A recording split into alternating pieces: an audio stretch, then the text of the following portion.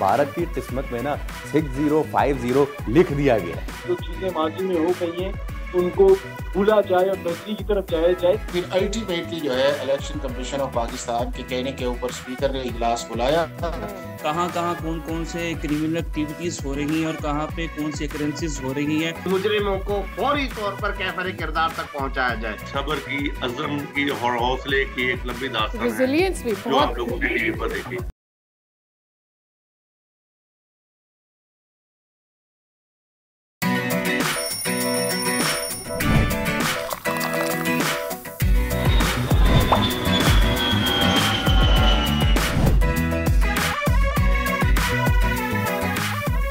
PTI बमुकाबला Tehreek Insaf. नए अरकान assembly की तकरीब हल्फ बर्दारी में ड्रामाई मोड़ के बाद अरकान ने हल्फ उठा लिया। खैबर पख्तूनख्वा में सेनेट की 11 नशिस्तों पर इंतखाब आज होगा। पीटीआई के 5 नाराज उम्मीदवारों में से 4 सेनेट इलेक्शन से दस्तबरदार। पीटीआई हुकूमत और अपोजिशन मिलकर तहरीक इंसाफ के नाराज उम्मीदवार खुर्रम दिशान के खिलाफ इलेक्शन लड़ेंगे।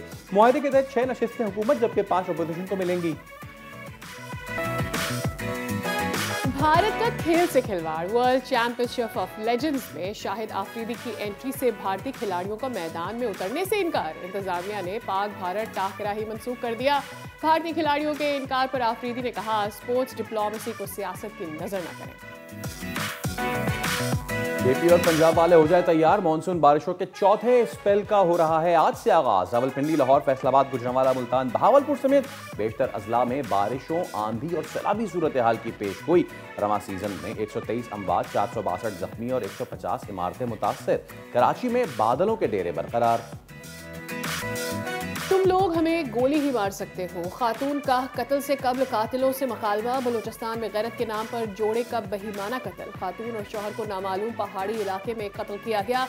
वाक़े के खिलाफ वज़ीर आला बलूचिस्तान इन एक्शन मुलव्विस तमाम अफराद के खिलाफ कार्रवाई का हुक्म। वाक़े में अब तक 10 अफराद की गिरफ्तारी की गई। इत्तलात सोशल मीडिया पर। वाक़े की मीडिया ने सारिफीन के दिल दहला दिए। ईद उल अज़हा पर होने वाले इस वाक़े के खिलाफ अब तक कार्रवाई क्यों ना हो सकी। और अंडर 16 एशियन वॉलीबॉल चैंपियनशिप में पाकिस्तान ने तारीख रकम कर दी। पाकिस्तानी टीम ने इवेंट में नाकाबिल शिकस्त होने के साथ ट्रॉफी भी अपने नाम कर ली। पीसीबी का खिलाड़ियों के लिए बड़े इनामात का ऐलान। फख्र पाकिस्तान टीम के कप्तान मोहम्मद इरफान आज होंगे दुनिया बोले में हमारे मेहमान। तो कहता हूँ इसी के साथ आना चाहिए। अस्सलाम वालेकुम, खुश आमदीद। भली करे आया जी, आया नू खैर वशत के दुनिया बोले के साथ मैं हूँ सैयद फैसल करीम और मैं हूँ सादिया साहब। भाई कमाल हो गया, कमाल हो गया, कमाल हो गया। लगता है सादिया भारत की किस्मत में ना 6050 लिख दिया गया है। फैसल, एक आदमी का इतना खौफ कि अगर मैदान में भी आया तो अगले भाग जाएंगे। भाई वो तो डरपोक है ही, लेकिन नहीं पता था कि इतना डर जाएंगे। एग्जैक्टली फैसल, पाकिस्तान से खेलने से घबरा गए, मतलब पाकिस्तानी रेस्टोरेंट में खाना खाने से ना घबराए भाई आप। एग्जैक्टली भाई, अब हुआ ये तमाम तर मामला कि पाकिस्तान ने खेलना था भारत के खिलाफ वर्ल्ड लेजेंड्स लीग जो है उसमें, और उसमें ये हुआ कि भारतीय जो एक हफ्ते पहले से आए हुए थे, वो भारतीय जो उन्होंने खेलना भी था, लेकिन उसके बाद हुआ ये कि उन्होंने मैच से 18 घंटे पहले ना मना कर दिया कि नहीं, अगर ये बंदा ग्राउंड में आएगा ना तो हम डर गए, हम नहीं खेलेंगे। लेकिन अब इस सारे मामले पे एक और भी चीज सामने आई है, और वो सामने आई है कि हरभजन सिंह का भी एक एंगल है। इसको तो हम करते हैं डिस्कस, लेकिन सबसे लेटेस्ट डेवलपमेंट जो आई है वो बड़े मजे की है सादिया। दैट इज कि शाहिद आफरीदी ने जो दिया, अगर शाहिद आफरीदी का वो हमारे पास इंटरव्यू है जो उन्होंने कहा है, मैं अपने मुंह से कहना नहीं चाह रहा, शाहिद आफरीदी ने इन भारतीय खिलाड़ियों के हवाले से क्या कहा, वो उनकी ज़बानी आपको सुनाते हैं। Shahid Afridi is a very calm person in general. वो ग्राउंड में नहीं है इतने calm person, he is aggressive, he मतलब एंजॉय करते हैं गेम को, लेकिन off the ground he is very calm and बहुत ही सटल और बड़े कैलकुलेटेड जवाब होते हैं और लगते हैं जहाँ। मजे की बात यह है कि शाहिद अफरीदी का वो बयान भारतीय चला रहे हैं जो उन्होंने ऑपरेशन बुनियान मरसूस के दौरान दिया था ना, जिसमें उन्होंने कहा था कि जी आप हमारे घर में आके ऐसे नहीं कर सकते, आए एक बार जरा आपको बताते हैं। तो अपना आईना भी तो देखें ना। आप उस वक्त खामोश रहे थे, जितने भी प्लेयर्स थे उस वक्त तो आपने बड़ी ट्वीटें की थी। So what do you expect कि जी आप क्या कर सकते हैं। लेकिन उसके साथ साथ फिर हुआ ये कि भारतीयों ने अपनी हुब्बुल-वतनी तो दिखा दी, सारा कुछ हो गया, लेकिन फिर ये हुआ कि एक और खबर दे रहे गर्दिश, और वो ये खबर थी हरभजन सिंह एक मैच से एक रात पहले वो कहीं खाना खा रहे थे। मैं दिखाना चाहूंगा, अगर वो हमारे पास है, मैं दिखाना चाहूंगा, ये दिखाएं जरा आप इनको। और शहाबदन कह क्या रहे हैं जरा सुनवाइए जरा। भाई भारतीयों की वर्ड फैंटास्टिक की पाकिस्तान की चाय हो या खाने के लिए जो ऑब्सेशन है ना, वो बड़ी एक्सक्लूसिव है। When it is food it is fantastic, when it is T it is fantastic. बताएं, एक चाय 60 करती है, चिकन कढ़ाई 50 करती है। तो अब सवाल ये उठा रहे हैं सब के हरभजन साहब, आप जो वहाँ गए और इत्तलात के मुताबिक जैसे कि पाकिस्तानी मेहमान नवाज हैं, उनसे कुछ लिया भी चार्ज नहीं किया गया। This always happen. इवन आपको याद होगा जब भारतीय पाकिस्तानी टूर्स पे क्रिकेट के लिए आते थे खेलने के लिए, ये भाई साहब इनके अपने मुंह के ज़बान है, अपने गंगूली एंड सो मेनी क्रिकेटर्स जो ये कह चुके हैं कि भाई पाकिस्तान में आप जाओ तो दुकानदार आपसे खरीदारी के पैसे नहीं लेता, रेस्टोरेंट वाले आपसे खाना खाने के पैसे नहीं लेते, आप किस जगह रुक जाएं वहां पर लोग आपको वेलकम करते हैं। तो खैर ज़र्फ की बात है, ज़र्फ की बात है, और वो तो भारतीयों में बिल्कुल भी नहीं है। और चलिए अब ये चल ही रहा है तो हम ये भी बता देते हैं आपको कि शाहिद आफरीदी की ने जो बात की वो ये कि उन्होंने कहा एक आधा अंडा जो है वो गंदा होता ही है। इफ यू हैव इट, हम उसको बाद में चलाएंगे। बट ये सब पे जो कुछ हुआ है उस पर एक अच्छी चीज़ ये हुई है कि गुज़िश्ता रात बॉक्सिंग MMA के मैदान में भी पाकिस्तान इंडिया का रात है, उस पर भी हम आगे चल के बात करेंगे। But right now we have got Fawad Mustafa, cricket expert हमारे साथ मौजूद हैं। अस्सलाम वालेकुम फवाद। और क्या हो रहा है ये, भारत ने जो ये किया है, इस तरह मैदान से जो भागा है भारत, सबसे पहले तो उस पर मैं आपका वर्डिक्ट लेना चाहूँगा। देखिए मेरे ख्याल से इन 5 खिलाड़ियों का ही नाम आ रहा है। सुरेश रैना है, हरभजन सिंह हैं, उसके बाद पठान ब्रदर्स हैं, और उसके बाद शेखर धवन है। मेरी समझ नहीं आया, मेरे ख्याल से गलती कर गए ये लोग, क्योंकि उसकी वजह ये है कि पाकिस्तान और इंडिया की कोई भी खेल हो, क्रिकेट हो हॉकी हो, वो रुक नहीं सकता। इससे पहले भी इस किस्म की सूरत हाल रही है, बड़ी बड़ी जंगें पाकिस्तान इंडिया के दरमियान हुई हैं। अब होगा ये कि जो लोग खेलेंगे तो वो क्या गद्दार कहलाएंगे जो अपने मुल्क को रिप्रेजेंट करेंगे अगेंस्ट पाकिस्तान, या इंडिया कैसे नहीं दूसरे जगहों पे नहीं खेलेगा, क्योंकि अब उन्होंने अपनी मशहूरी के लिए जो चूरन बेचा है, इससे बाकी सारे लोगों को बहुत नुकसान होगा। और साथ साथ मैं ये कहूँगा कि क्या ये अफराद जब पाकिस्तान इंडिया का मैच मुस्तकबिल में होता है, वर्ल्ड कप में या एशिया कप में या दीगर जगहों पे, उस पर कमेंट नहीं करेंगे, टीवी चैनल्स पे नहीं बैठेंगे, उसमें पैसे नहीं लेंगे, तो ये बहुत सारी चीजें हैं जो इन्हें आगे चल के नुकसान पहुंचाएंगी। और खेल जो है वो आपस में लोगों को मिलाते हैं, करीब लाते हैं, और जिन्होंने जो कुछ भी किया है वो बेसिकली सोशल मीडिया में अपने आप को मशहूर करने के लिए, और यूसुफ और हरभजन का तो ताल्लुक सियासी जमातों से भी है, तो वो भी एक वजह बन सकती है। और साथ साथ आपको एक और बताते चलूं कि कल हरभजन ने पाकिस्तान रेस्टोरेंट में फ्री तो नहीं कहूँगा, इनवाइटेड तो ऑब्वियसली फ्री में ही खाना था, तो खाना भी खाया है पाकिस्तान रेस्टोरेंट में बर्मिंघम में। तो मुझे ये चीज़ समझ नहीं आई कि वो करना क्या चाह रहे हैं और क्या हुआ है ये। फवाद भाई आपकी बात बिल्कुल ठीक है कि ऐसे तो फिर आप किसी पाकिस्तान के मैच में कमेंट्री भी ना करें, ऐसे तो फिर आप है ना, आप किसी हर चीज़ से बाइकआउट कर जाए ना, फिर आप बैक ऑफ कर जाए, नहीं जी जहाँ पाकिस्तान है वहाँ हम नहीं हो सकते। अब आपको क्या लगता है, मतलब पहले से नहीं पता था इन्हें कि पाकिस्तान के साथ हमारा मैच होने जा रहा है, लास्ट मोमेंट पर आपने मना किया, ये ड्रामा करने की क्या जरूरत थी? बहुत अच्छी बात की आपने, और आप दोनों भी फैसल सादिया हमारे साथ, हम इस पर बहुत कुछ बात कर चुके हैं। ये PSL के दौरान भी इस बारे में बातचीत हुई थी कि भाई जब आप, जैसा कि यहाँ पर अभी ये जैसे आपने सवाल किया है कि भाई आप ऑलरेडी ये सारा डिसाइडेड था कि पाकिस्तान इंडिया का मैच होना है, ये कुछ 24 घंटे पहले तो नहीं पता हुआ ना, और वो जिनकी प्रेस रिलीज आई है कि जी हमने पहले ही कह दिया था पाकिस्तान के अगेंस्ट नहीं खेलेंगे, तो इसका मतलब एक टीम इवेंट में पहुंची है, और अगर फाइनल में पहुंची है तो जो ये टूर्नामेंट कराने वाले हैं वो फाइनल नहीं कराएंगे। तो ये वो बहुत ही बचकाना बात हो रही है। और साथ साथ मैं थोड़ा सा बताता चलूं, हरभजन साहब बात कर रहे हैं इस हवाले से कि मैं पाकिस्तान के साथ नहीं खेलूंगा, या जो भी हालात हैं। मेरा कहना ये, उन्हीं के चीफ मिनिस्टर हैं आम आदमी पार्टी के पंजाब के, अभी उन्होंने दिलजीत दोसांझ का भी एक केस हुआ था, और उस बारे में वो बड़ा ओपनली आए थे कि जी उनकी फिल्म लगनी चाहिए, और इस तरह से हमारे खिलाड़ियों के और इस तरह के ताल्लुकात को इस सतह पे नहीं लेके जाना चाहिए।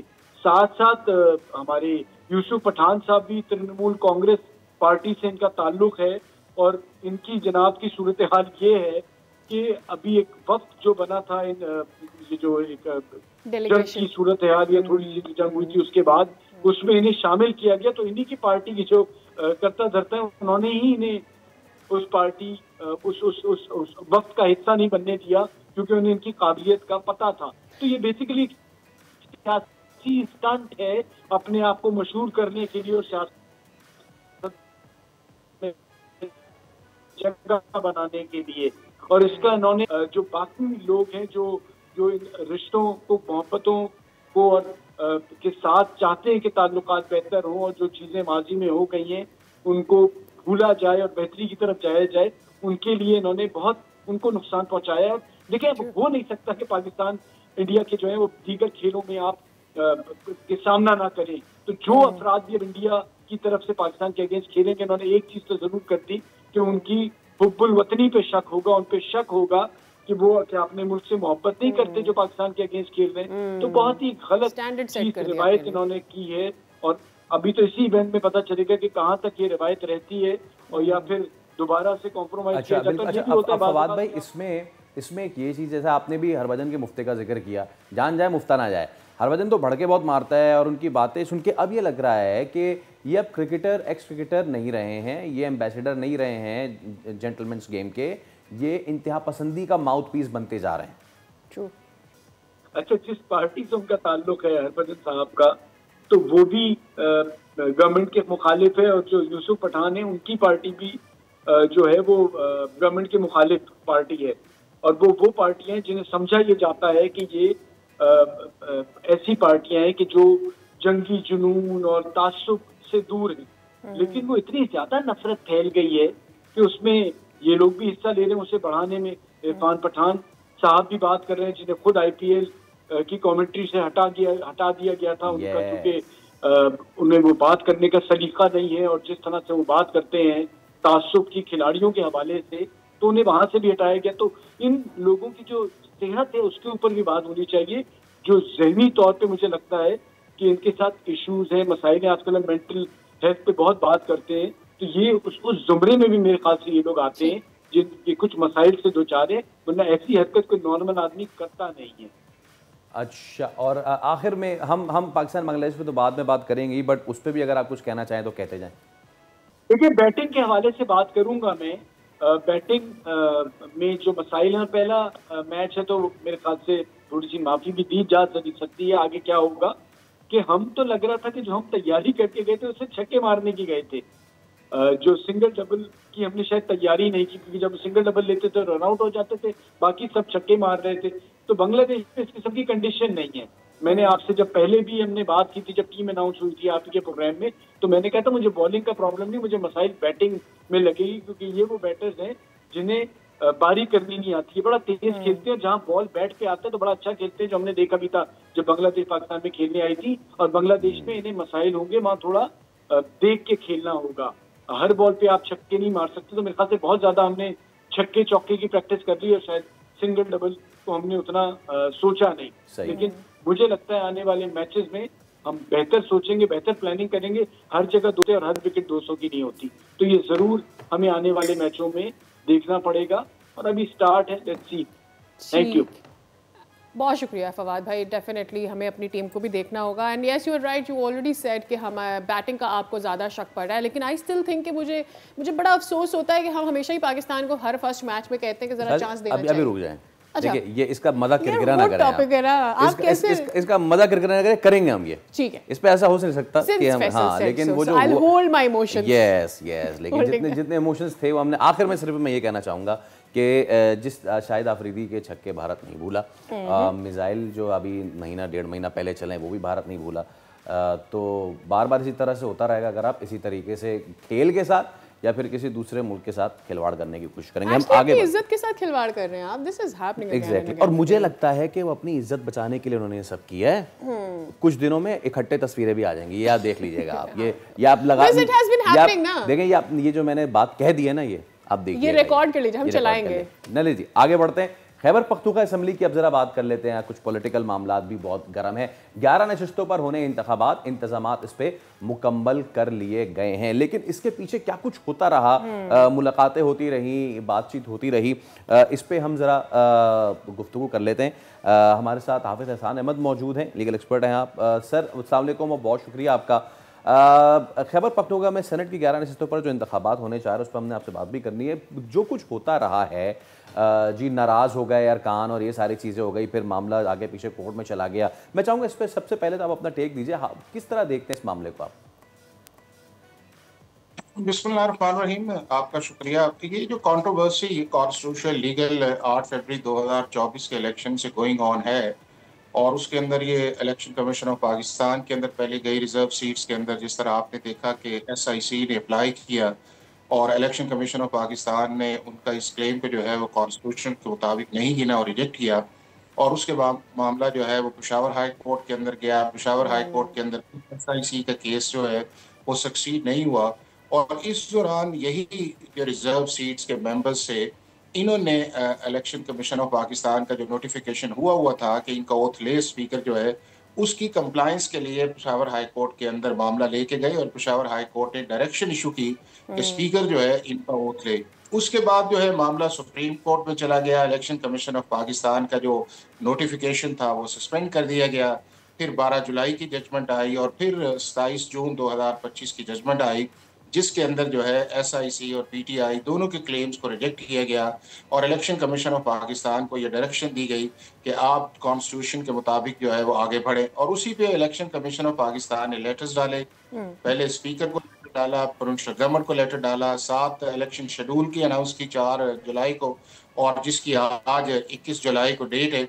और उसके बाद फिर आप सारों ने देखा कि एक बना हुआ था सिलसिला, एक जो कॉन्स्टिट्यूशनल कंप्लायंस सुप्रीम कोर्ट के ऑर्डर की इलेक्शन कमीशन ऑफ पाकिस्तान के शेड्यूल के मुताबिक इजलास नहीं बुलाया जा रहा था और एक ये कॉन्ट्रोवर्सी थी कि कौन इजलास को बुलाए और फिर अल्टीमेटली जो है इलेक्शन कमीशन ऑफ पाकिस्तान के कहने के ऊपर स्पीकर ने इजलास बुलाया, गवर्नर को एडवाइस KPK को और कल था एजेंडा था कि मेंबर्स का रिजर्व सीट स्पीकर ने जब इजलास उन चीज़ों को जो है वो कोरम पॉइंट आउट कर दिया गया और उसके बाद इजलास को 24 तक कर दिया गया। तो अब मैं इस पर समझता हूँ कि 3 चीज़ें बड़ी इंपॉर्टेंट इस सारे प्रोसेस के अंदर आई कि नंबर 1 ये है कि PTI या PTI लेड गवर्नमेंट जो है या उसके बाद स्पीकर या आपका चीफ मिनिस्टर जो है इन्होंने कॉन्स्टिट्यूशनल क्राइसिस को क्रिएट नहीं किया बल्कि एक कॉन्स्टिट्यूशनल ऑब्स्ट्रक्शन के अंदर ये इन्वॉल्व हुए कि आपने सुप्रीम कोर्ट के ऑर्डर की भी कंप्लायंस नहीं की। कॉन्स्टिट्यूशनल प्रोविजंस के अंदर आर्टिकल 65 के नीचे जो था आपने ओथ लेना था, आपने उसको भी ओथ नहीं लिया और जब इजलास बुलाया गया तो कभी भी इस तरह नहीं होता कि गवर्नमेंट जो है इजलास बुलाए और गवर्नमेंट ही जो है वो उसको कोरम को पॉइंट आउट करे। उसके बाद दूसरा जो था वो गवर्नर को चाहिए था कि वो आर्टिकल 109 के नीचे बुलाता, लेकिन अब ये है कि कॉन्स्टिट्यूशन अमेंडमेंट के अंदर एक प्रोविजन आई हुई है 2552 के अंदर कि अगर कोई भी ऑफिस बेरियर जो है वो रिफ्यूज करता है इस ओथ लेने को जो है तो कंसर्न हाई कोर्ट का चीफ जस्टिस और उसके बाद पाकिस्तान के चीफ जस्टिस के पास है। चूंकि आपने पिछले 3 साल के अंदर देखा होगा 22 से ऑनवर्ड्स जो है पंजाब के अंदर ओथ की बारी आई तो स्पीकर ने कहा मैंने ओथ नहीं लेना, गवर्नर ने कहा मैंने ओथ नहीं लेना और उसके बाद जो है स्पीकर आपका नेशनल असेंबली के जो है उनको डायरेक्शन दी गई। उसके बाद प्रेसिडेंट ऑफ पाकिस्तान ने कई दफ़ा कहा कि मैंने ओथ नहीं लेना। तो ये सारी चीज़ें उस कंटिन्यूटी के अंदर जा रही हैं कि जिसके अंदर हुआ ये है कि आपने ना सिर्फ कॉन्स्टिट्यूशनल डेविएशन के अंदर गए हैं बल्कि आपने कॉन्स्टिट्यूशन को ऑब्स्ट्रक्ट किया है। तो ये कल जो इलेक्शन कमीशन ऑफ पाकिस्तान ने लेटर डाला chief justice Peshawar high court को और बार बार एक चीज़ सारे सामने आ रही थी कि इस प्रोसेस को ऑब्स्ट्रक्ट किया जा रहा है। चूँकि आज जब सेनेट की सीट्स के अंदर आपके मेंबर्स पूरे नहीं है KPK के आर्टिकल 59 के नीचे जो है तो आपका वो हाउस की कॉम्पोजिशन का जो इशू था तो मेरा ख्याल है कि कल chief justice Peshawar high court ने बिल्कुल एक लीगली कॉन्स्टिट्यूशनली अपनी जो पावर है उसको एक्सरसाइज किया है जो कॉन्स्टिट्यूशन के अंदर है और बिल्कुल मुनासिब ऑर्डर किया है कि बजाय ये है कि सारा काम जो है जो आपका कॉन्स्टिट्यूशनल मौकरी की तरफ चला जाए या कॉन्स्टिट्यूशनल इश्यूज जो आपके इंस्टीट्यूशनल की क्लैश की तरफ जाए तो टाइमली एक फैसला जो है वो चीफ जस्टिस ने किया है, गवर्नर को डायरेक्शन बिल्कुल गवर्नर को डायरेक्शन दी है फैसला तो किसी भी जगह जो है वो ओथ हो सकता है और बिल्कुल मुनासिब गवर्नर ने वो फैसला किया है सुप्रीम कोर्ट के ऑर्डर की कंप्लायंस के अंदर चीफ जस्टिस के अंदर। और मेरा ख्याल है कि आज इलेक्शन कमीशन का जो शेड्यूल है उसके मुताबिक पेशावर के अंदर जो है वो इलेक्शंस हो रहे हैं। ओके अच्छा, इसमें एक चीज़ है और वो ये कि ये तो आपको पता ही होगा कि रात गैर तक जी अरकान को मनाने की कोशिश होती रही, लेकिन अब इसमें एक कानूनी पहलू अगर आप हमें बता सकें कि जी 5 में से 4 नाराज़ अरकान जो थे, जिसमें वकास औरंगज़ई, इरशाद हुसैन, आयशा बानो, इरफान सलीम, वो तो सेनेट इलेक्शन से दस्तबरदार हो गए, लेकिन उनके नाम आज होने वाले इलेक्शन के जो बैलेट पेपर पे मौजूद होंगे, क्योंकि इतवार के दिन 12 बजे तक दस्तबरदारी का वक्त था, उनके नाम लेकिन मौजूद होंगे, तो ये भी कोई डिलेमा है? देखिए, एक फैसल तो ये है कि जो पॉलिटिकली पीटीआई जो है वो हर फ्रंट के ऊपर इंटरनली, लीगली और उसके बाद जो है दूसरी पॉलिटिकल पार्टीज के साथ जो है वो जेल नहीं हुई, और ये सारी चीज़ें आपको नज़र आ रही हैं कि आप अपने डिफरेंसेस अपनी जगह रखें और उस पॉलिटिकल डायलॉग को या अपनी पार्टीज के अंदर जो लोग हैं उनको आप सेटिस्फाई करें। अब ये है कि जब इलेक्शन कमीशन ने सेक्शन 58 के नीचे एक शेड्यूल जारी कर देता है, जिस तरह सेनेट का आया कि नॉमिनेशंस कब आनी है, उन नॉमिनेशंस की स्क्रूटनी कब होनी है, फिर एक टाइम होता है कि आप उसको विड्रॉ करें, और उसके बाद फाइनल लिस्ट आई है। तो जब फाइनल लिस्ट इलेक्शन कमीशन की आ गई है तो उन लोगों का ये कह देना कि हमने अपने आप को विड्रॉ कर लिया है, उससे उस प्रोसेस के अंदर उनकी विड्रॉल नहीं बनेगी, क्योंकि वो जो टाइम था एक, उस टाइम को उन्होंने मिस कर दिया। तो लिहाजा आपने इन सारों के नाम जो है वो आज सेनेट के अंदर आपको नजर आएंगे, और मैं ये समझता हूं कि जिस तरह ये एक पॉलिटिकली डिफरेंसेस है इंटरनली इनके अंदर है, तो जहां वो चीजें देखें ना कि पहले ये है कि आपकी एक गलत लीगल कॉन्स्टिट्यूशनल स्ट्रेटजी थी, आपको रिजर्व सीट्स जिस तरह मिलनी चाहिए थी आपको अप्लाई करना चाहिए था, आपने रॉन्ग फोरम्स पे गए, रॉन्ग जुरिस्डिक्शन को एक्सरसाइज किया, और उसके बाद ये है कि रॉन्ग एप्लीकेशन ऑफ लॉ के ऊपर आप गए। उसके बाद दूसरा ये आया। तो हाफिज साहब इससे ये बता दीजिएगा कि इससे क्या एक्शन जो आज का है, बल्कि हाफिज साहब से बात करते हैं इस हवाले से। मेरे जहन में ये बात आ रही थी हाफिज साहब कि क्या इससे कोई जो ओवरऑल प्रोसेस है आज के इलेक्शन पर, उस पर कोई हिच आ सकता है? लास्ट मोमेंट पे किसी के दस्तबरदार होने से क्या फ़र्क पड़ता है? खुद उनकी अपनी पार्टी की बात कर ले या फिर इस इलेक्शन पर? देखिए सादिया, एक तो ये है कि जितने भी इलेक्शंस होते हैं पाकिस्तान के अंदर सवाए प्राइम मिनिस्टर का या चीफ मिनिस्टर का, सारे जो हैं वो सीक्रेट बैलेट से आते हैं, और जब आप सीक्रेट बैलेट्स के अंदर आप आते हैं तो आपका एक नॉमिनेशंस का, स्क्रूटनी का और विड्रॉल का टाइम है। अब चाहे इन्होंने इंटरनली ये फैसला कर लिया है कि कुछ 4 लोग जो हैं उन्होंने कहा है कि हमने विड्रॉ कर लिया है, बट अल्टीमेटली जब बैलेट के आपके ऊपर नाम है तो जितने भी वहां पे लोग होंगे जो कास्ट वोट करेंगे वो किसी को भी कास्ट कर सकते हैं, और इस बुनियाद के ऊपर कि उन्होंने वर्बली विड्रॉ कर दिया है और उनको वोट पड़ गया है तो वो वोट कास्ट नहीं होगा, तो बिल्कुल ऐसी बात नहीं है। अगर ये विड्रॉल को मान लिया जाता तो फिर जिन सीट्स के ऊपर आपका इलेक्शन होना था तो वहां के ऊपर जब विड्रॉल आ गई तो फिर आपका कंटेस्टेड इलेक्शन नहीं था। तो लिहाजा आज केपीके के अंदर आपकी जनरल सीट्स में भी इलेक्शन है, आपकी टेक्नोक्रेट्स पे भी इलेक्शन है, आपकी जो विमेंस की हैं या उसके बाद मिनॉरिटीज का आपका है, उन सारों के अंदर आज सेनेट के इलेक्शन हो रहे हैं। और मैं ये समझता हूं कि जिस तरह इनका एक आपस के अंदर शायद उन्होंने ऑप्टिक्स की बुनियाद के ऊपर तो विड्रॉल आई है, लेकिन इंटरनल डिफरेंसेस अपने और उसके अंदर हो सकता है कि इनको सेनेट सीट्स के अंदर जो है एक सेटबैक उस सीट के अंदर मिले, चूंकि पीटीआई या उसके बाद जितनी भी पॉलिटिकल पार्टीज वहां पे हैं और स्पेशली केपीके के अंदर आपको हमेशा जो है वो एक प्रॉब्लम नजर आती है कि पार्टी पॉलिसीज के अगेंस्ट लोग वोट भी डालते हैं, फिर उसकी वीडियोस भी आती हैं। और मेरा ये ख्याल ये है कि आज वो एपिसोड जो है वो आपको केपीके के अंदर दोबारा जो है एक सरप्राइजिंग नजर आएगा। ठीक है, बहुत शुक्रिया आपने वक्त दिया। एंड आई थिंक ये बिल्कुल ठीक बात है कि बहुत ज़्यादा हुआ, चाहे वो इलेक्शन कमीशन में हो या बाद में जो बाकी सारे पीटीआई के अपने डिसीजंस थे उसकी वजह से उनका कमबैक भी मुश्किल हो गया है। बट हैविंग सेड दैट, वज़ीर आला केपी ऑलरेडी कह चुके हैं कि nothing is going to make any difference, he stays powerful in the province.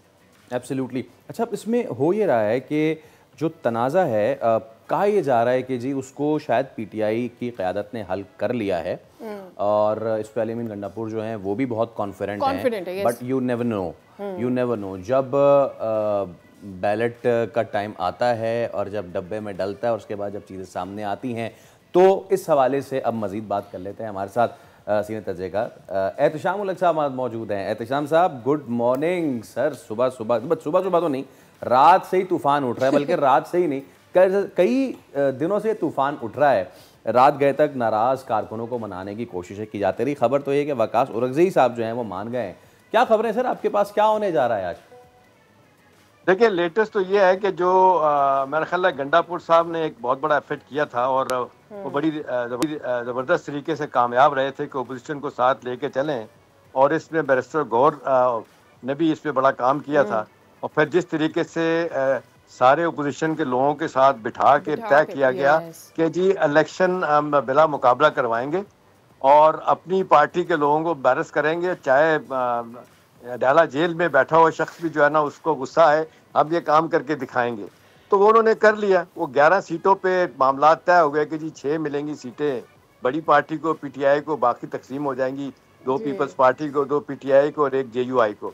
अब इसके बाद क्या हुआ, आपको पता है कि जिस तरीके से नाराज अरकान ने छोड़ डाला, वो अभी तक नहीं माने। एक आध बंदा जिसका जिक्र के यहाँ मान गए, बाकी अभी लोग नहीं माने।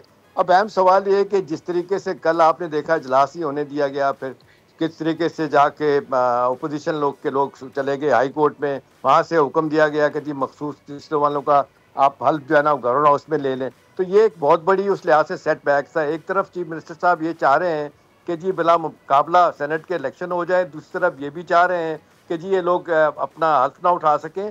तो यहाँ पे आके कंट्रडिक्शन उनकी उसमें आ गई। अब सवाल ये कि जी व्हाट नेक्स्ट। तो आगे तो ये लग रहा है कि आज बहुत सारी चीज़ें जो है ना तय हो जाएंगी और कुछ लोगों का ख्याल है कि जी ये इसको इस तनाज़र में देखना चाहिए सादिया और फैसल कि अब कहा जा रहा है कि जी ये जो मफाहमत सूबाई लेवल पे हुई है, क्या ये मरकज़ में भी हो सकती है।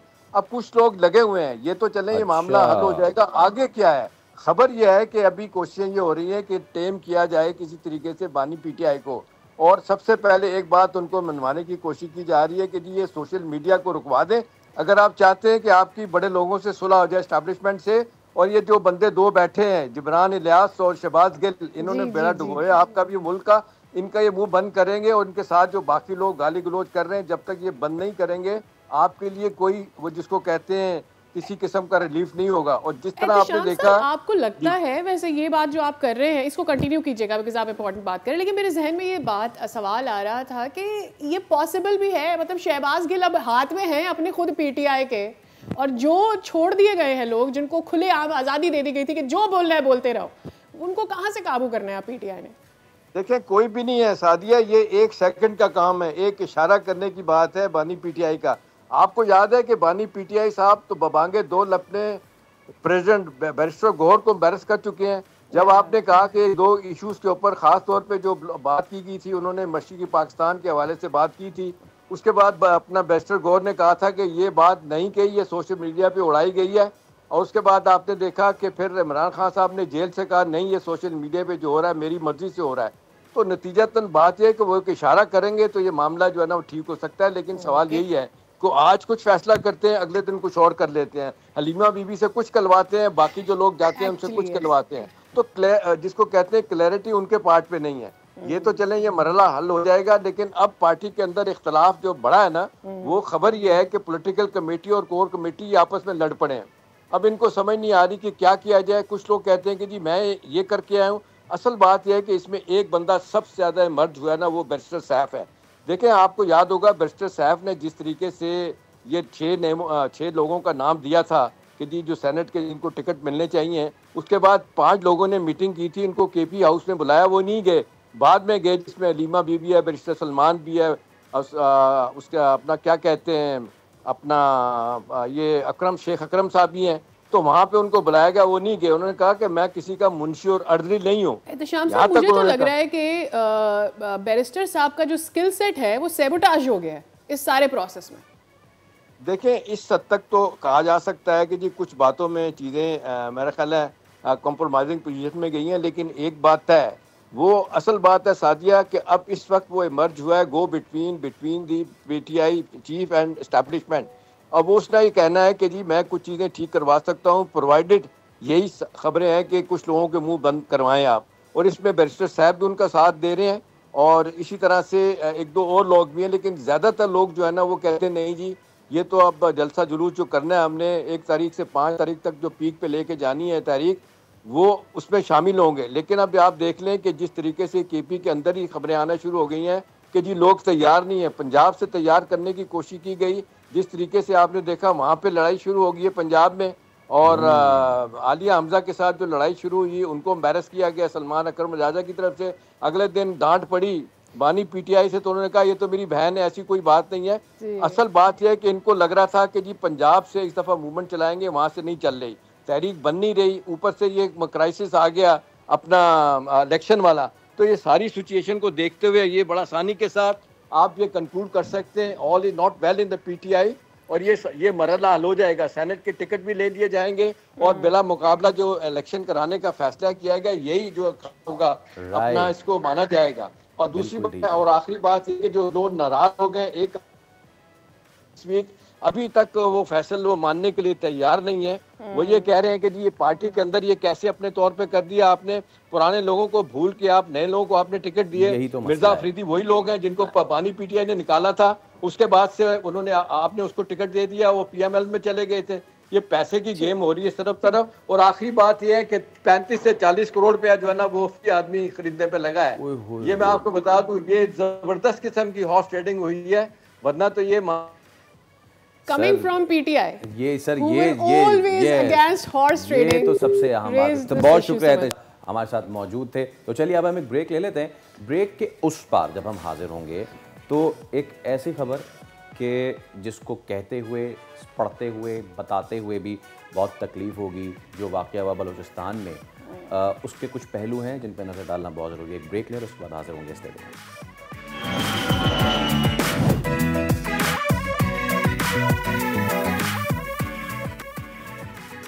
कभी कभी कोई खबर महज खबर नहीं होती बल्कि एक खंजर होती है जो सीना चीरते हुए आपके दिल को छेद देती है। कभी कभी कोई कहानी सिर्फ कहानी नहीं होती, एक नोहा बन जाती है। गुज़िश्ता रोज़ भी एक ऐसी ही दिल चीर देने वाली खबर ने पूरे माशरे को एक बार फिर झंझोड़ दिया, जिसने इस बेरहम माशरे का अक्स एक बार फिर दिखाया। वही नोहा जहाँ बेटी ने कुरान उठाया और बाप जैसे हाथों ने उसे मट्टी तले सुला दिया, जहाँ मोहब्बत का सिला मौत और निकाह का अंजाम कब्र ठहरा, जहाँ बेटी ने इंसाफ नहीं मांगा क्योंकि वो जानती थी कि भेड़ियों और दरिंदों में इंसाफ नहीं, ताकत का जोर चलता है। मगर फिर भी इस गयूर, बहादुर और निडर शीतल ने मक्तलगाह की तरफ कदम बढ़ाते हुए ये ज़रूर कह दिया कि बस तुम मुझे गोली मार सकते। सवाल यह है कि क्या कोई गैरत इतनी संगदिल हो सकती है? क्या ज़मीन पर इतना अंधेरा हो सकता है कि कुरान थामे हाथ भी रोशनी न बन सकें? जुल्म जन रहा है बच्चे कूचाओ बाजार में, अदल को भी साहिब औलाद होना चाहिए। शीतल की वो खामोशी, कोई चीख, कोई फरियाद, कोई इल्तिजा नहीं, सिर्फ खामोश हिम्मत थी जो हर जालिम के मुंह पर सवाल बनकर बरस रही थी। और ज़िरक जिसने मोहब्बत की, निकाह किया, मगर समाज के उस खंजर की वफ़ा उस पर भारी पड़ गई। समाज ने जो उसके साथ किया वो शायद हम उसका जवाब नहीं दे सकते। ये कोई आम कत्ल नहीं है, ये हर उस बेटी का कत्ल है जो इज़्ज़त से जीना चाहती है, अपनी मर्ज़ी से निकाह करना चाहती है। ये सिर्फ 2 लाशें नहीं हैं, ये समाज की बेहिस रूह का जनाजा है, जहाँ कातिल सिर्फ हाथ में बंदूक नहीं रखते, ज़मीर में जहर लिए फिरते हैं। और हम सिर्फ अफसोस कर सकते हैं क्योंकि हमारे माशरे में इंसाफ से पहले राजीनामा आ जाता है। बेटियों की लाशों पर गैरत के तमगे सजे रहते हैं। गैरत के नाम पर कत्ल ना सिर्फ इंसानियत सोच अमल है बल्कि शरीयत के लिहाज से खुला फसाद फिल अर्ज है, जिसकी सज़ा कुरान में सख्त तरीन बयान की गई है। वो शीतल जो हाथ में कुरान लिए मैदान मर्द की तरफ खामोशी से चली गई, उसकी गूंगी इस्तकामत हमारे शोर ज़दा ज़मीर पर तमाचा है। और सवाल यह है कि क्या ये पगड़ियाँ इसलिए ऊँची हैं कि इनके पीछे नाहक मौत के घाट उतारे जाने वाली बेटियों का खून बहा हुआ है? मैं तो बस इतना कहूँगा कि गैरत वो नहीं जो कत्ल पर उभारे, गैरत वो है जो अदल पर उकसाए। ये कत्ल सिर्फ औरत का नहीं है, उस मर्द का भी है जिसने निकाह को बेरा रवि पर फौकियत दी। 9 गोलियां शीतल को तो 18 ज़िरक को भी मारी गई थी। ये कत्ल जिन्स का नहीं है, मोहब्बत का है।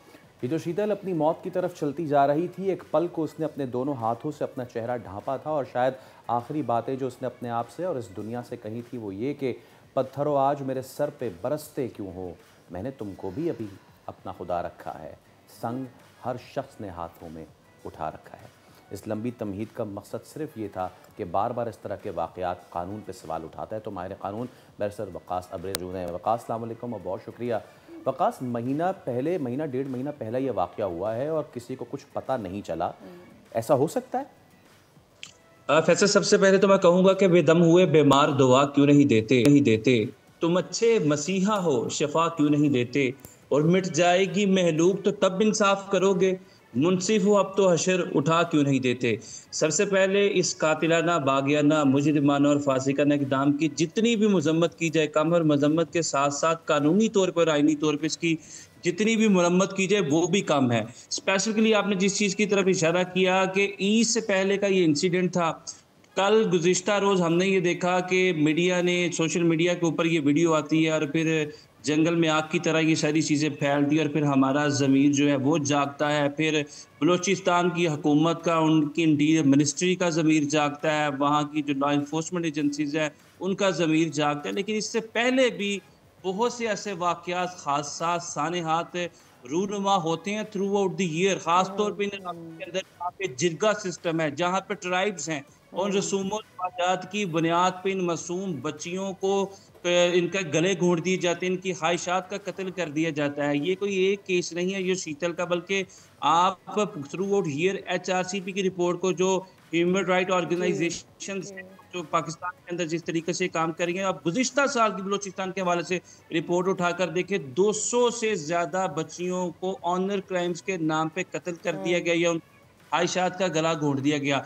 हाँ, अब ये 1 महीना पहले का ये जो है वो सारा इंसिडेंट था, और गुज़िश्ता रोज़ पे जब सोशल मीडिया पे ये चीज़ें आई, मीडिया पे चीज़ें आई, और फिर हमारी जो स्टेट है उसका ज़मीर जागा, और अब ये उम्मीद की जाती है जिस तरह हमारी आकाश, मेरा सवाल तो ये है कि 1 महीना पहले ये वाक़या पेश आया, किसी को पता नहीं चला, मुझे इस बात पर यकीन ही नहीं होता।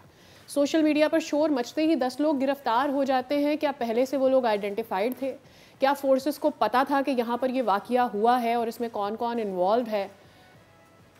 देखें, मुझे तो लगता है कि सोर्सेज को इस चीज़ का आइडिया होता है कि कहाँ कहाँ कौन कौन से क्रिमिनल एक्टिविटीज़ हो रही हैं और कहाँ पे कौन सी अकरेंसेस हो रही हैं, लेकिन शायद एक बेनिफिट ऑफ डाउट उनको भी दे दिया जाए कि अगर उनके ये चीज़ें नॉलेज में नहीं थी, लेकिन पाकिस्तान के अंदर तो बहुत सारे ऐसे वाक़यात जो है वो ट्राइबल एरियाज़ के अंदर होते हैं, और हमारी जो लॉ इन्फोर्समेंट एजेंसीज़ है आईने पाकिस्तान के तहत उनका काम इज़्ज़त, आबरू और माल जान का तहफ़्फ़ुज़ करता है। हर वो शख्स जो किसी खातून की, किसी बेटी की, किसी माँ की इज़्ज़त को तार-तार करता है, उनको गोलियाँ मारता है, उनका कत्ल करता है, उनकी जान लेता है, तो इज़्ज़त, आबरू, माल जान का तहफ़्फ़ुज़ करने वाले उन लोगों को सलाहों के पीछे लेके जाएंगे, एक इन्वेस्टिगेशन करेंगे, स्ट्रॉन्ग प्रोसिक्यूशन करेंगे, उनको कॉन्विक्ट कोर्ट ऑफ लॉ से करवाएंगे, और जो स्टेट का काम है कि आँख के बदले आँख, जान के बदले जान, और वो दांत के बदले दांत, वो स्टेट की रिट को इंश्योर करवाएंगे। वकास, वक्त की कमी है बट आपका पॉइंट, एक ब्रेक ले रहे हैं हम, ब्रेक के उस पर जब हाजिर होंगे I think we should continue on this topic, क्योंकि बहुत सारी चीज़ें ऐसे हो रही हैं कि